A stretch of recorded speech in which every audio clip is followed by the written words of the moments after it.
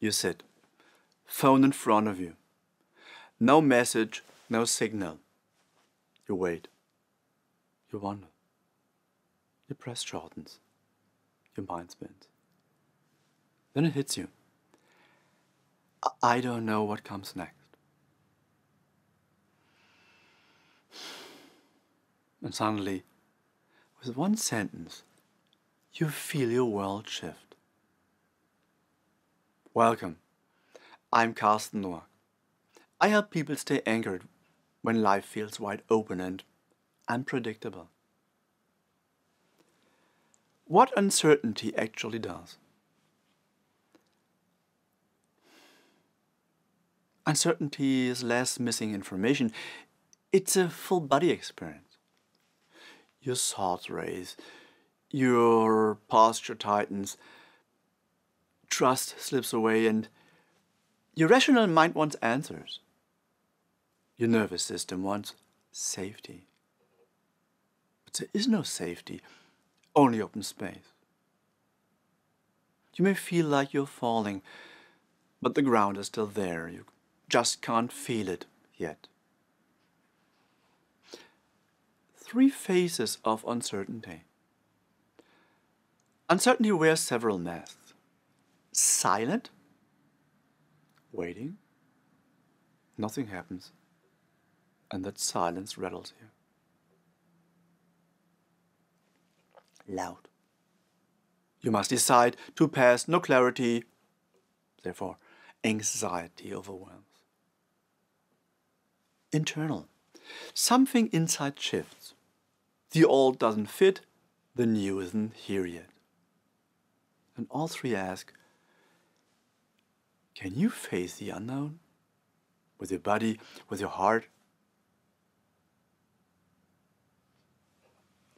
Why it feels so powerful? If your early world was unpredictable, if love came and went, if decisions were made around you, your system may have learned unknown means danger. That imprint echoes today, activating inner patterns like the fixer. Wants control, answers speed, or the avoider. Distracts, dismisses, denies. Or the inner child. Feels alone, wants comfort, and longs for clarity. Notice these parts. Not to change them instantly, instead to gently be with them. Wisdom from psychology. Jean-Paul Sartre said, "We are our choices."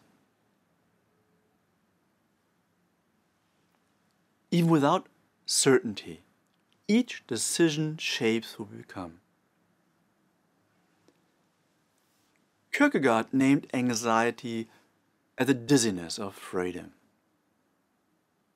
Facing what's possible can feel dizzy, and it's also how we learn to trust.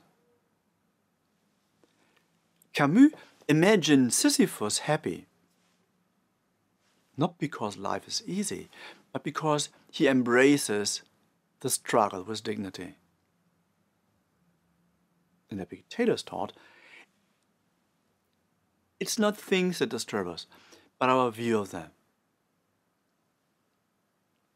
Maybe uncertainty isn't chaos. Maybe it's an invitation to discover your true self.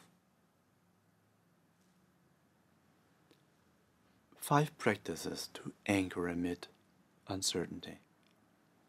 First, name what's real. Say to yourself, right now I don't know. And that honesty ends in a conflict. Second, choose presence over control. You can decide, today I stay open. Third, ground in your body. Move, breathe. Place your hand on your chest. You're here. you're steady. Fourth, speak your truth. You don't need to explain. You can say, here's what I feel. Words create connection, and connection fosters safety.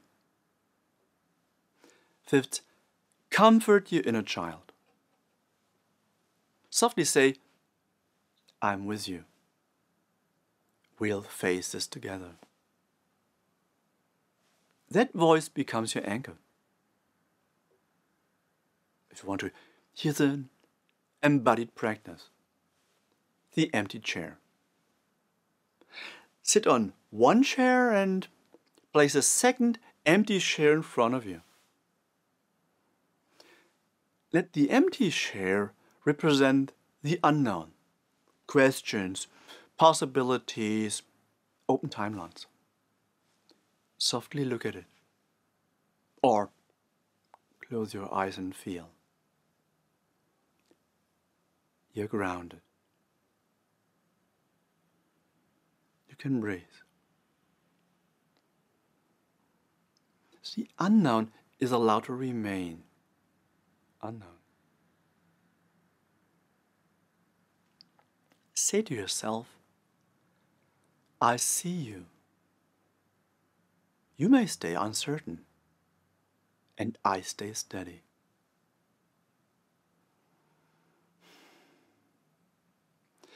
Choose a sentence that feels true today, like, I can stay with uncertainty and remain myself, or you may stay empty. I may still grow.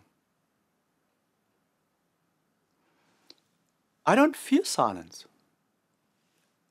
I breathe with it. Let it settle. Feel your breath. Feel where safety returns in your body. You're not lost. You're opening.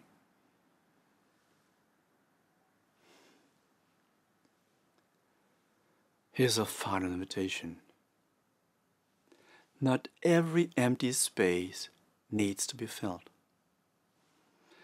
Sometimes what's missing is the invitation to meet your heart with openness, with curiosity, with grace. You don't have to lock things down. You can stand in a doorway with an open mind, an open heart, and the strength to remain present. You are not lost. You are becoming. And the path unfolds with each courageous step.